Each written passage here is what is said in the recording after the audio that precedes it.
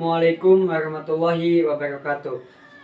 Perkenalkan, nama saya Ramdhani Ardiansah dari kelas 11 MIPA 5. Saya di sini akan mempresentasikan tentang menganalisis bahaya penularan dan pencegahan HIV/AIDS.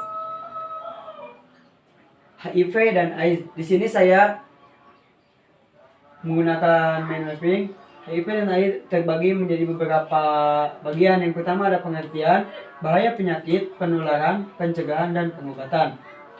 Langsung saja ke yang pertama, yaitu pengertian.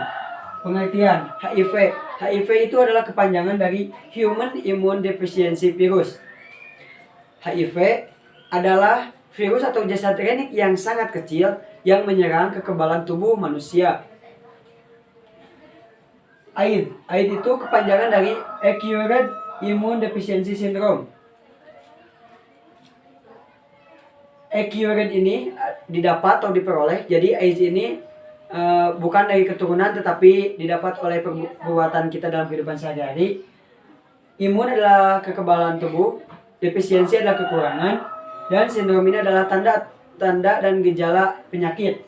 Jadi AIDS ini adalah kumpulan tanda dan penyakit akibat hilangnya dan menurunnya kekebalan tubuh seseorang. Jadi dapat kita ketahui bahwa HIV itu adalah virusnya dan AIDS itu adalah penyakitnya. HIV itu berbentuk seperti binatang bulu babi, binatang laut yang berbulu tegak dan tajam. Manusia itu memiliki sel darah putih yang berfungsi untuk menyerang dan melawan serta membunuh penyakit yang ada dalam tubuh manusia. Nah, orang yang terinfeksi HIV disebut dengan pengidap HIV. Yang kedua yaitu bahaya penyakit. HIV dan AIDS yaitu merusak sistem kekebalan atau sistem imun tubuh manusia. Dengan hal ini, apabila sistem kekebalan tubuhnya sudah rusak, maka orang tersebut akan mudah mendapatkan penyakit, akan mudah terjangkit penyakit, dan bisa-bisa menimbulkan kematian. Bahayanya juga itu serangan bagi anak muda, akan tidak bermoral, menjadi anak jalanan, bunuh diri, tunasusila, dan menjadi gila. Karena mendapatkan tekanan kejiwaan sehingga dia depresi karena mengidap HIV. Nah, bisa-bisa ini menimbulkan gila. Yang ketiga yaitu penularan. Cara penularan HIV dan AIDS yaitu ada 3 cara. Yang pertama adalah dengannya melakukan hubungan seksual dengan pengidap HIV atau AIDS. Kedua yaitu melalui alat jarum suntik yang tercemar oleh HIV. Yang ketiga yaitu ibu hamil yang mengidap HIV atau AIDS yang ditularkan kepada anaknya. Gejala dari HIV dan AIDS yang pertama adalah adanya demam, lemah lesu, batuk, nyeri tenggorokan, dan nyeri sendi. Nah, ini hanya dirasakan dalam beberapa hari dan beberapa minggu saja. Ada gejala lanjutan, yaitu gejala lanjutannya ini yaitu demam berkepanjangan, penurunan berat badan, pembengkakan kelenjar, bisa kelenjar di leher atau ketiak, diare, batuk, kulit gatal-gatal, dan menimbulkan bercak-bercak merah kebiru-biruan.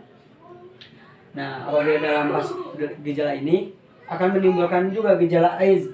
Apabila sudah terserang sangat parah, maka timbullah gejala AIDS, yaitu radang paru, radang saluran pencernaan, kanker kulit, TBC, dan gangguan saraf. Dapat kita ketahui perjalanan HIV. Perjalanan HIV itu secara umum ada 4 fase. Yang pertama adalah fase window period atau periode jendela. Fase ini tidak memiliki gejala sama sekali. Biasanya orang yang mengidap HIV ini dalam kurun waktu 1-6 bulan tidak terdeteksi. Meskipun melakukan pengetesan darah, maka dia pun tidak akan terdeteksi bahwa dia pengidap HIV. Namun telah divonis bahwa itu pengidap HIV karena tidak memiliki gejala.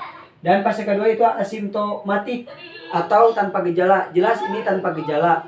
Namun orang yang mengidap ini akan memiliki keluhan-keluhan Di antaranya yaitu pembengkakan saluran kelenjar bening yang ada di daerah kekebalan tubuh, yaitu di sel darah putih. Fase yang ketiga yaitu simptomatik atau bergejala. Bergejala di sini adalah memiliki gejala-gejala ringan seperti demam, batuk, nyeri sendi, dan lain-lain sebagainya. Nah, fase terakhir adalah fase AIDS. Fase AIDS ini adalah fase terakhir dari HIV. Apabila terserang oleh HIV itu sudah parah, maka dia itu akan menimbulkan penyakit AIDS. Penyakit AIDS ini memiliki gejala berat yaitu seperti demam berkepanjangan, penuh dan lain-lain. Yang bisa-bisa dari gejala tersebut bisa menimbulkan kematian. Yang keempat yaitu pencegahan. Pencegahan HIV dan AIDS dapat dilakukan. Yang pertama, pencegahan melalui hubungan seksual.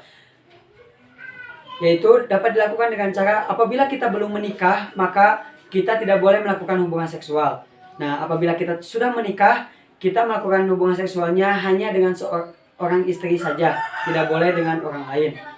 Dan untuk caranya juga yaitu mempertebal keimanan kita agar tidak terjerumus ke dalam pergaulan yang bebas.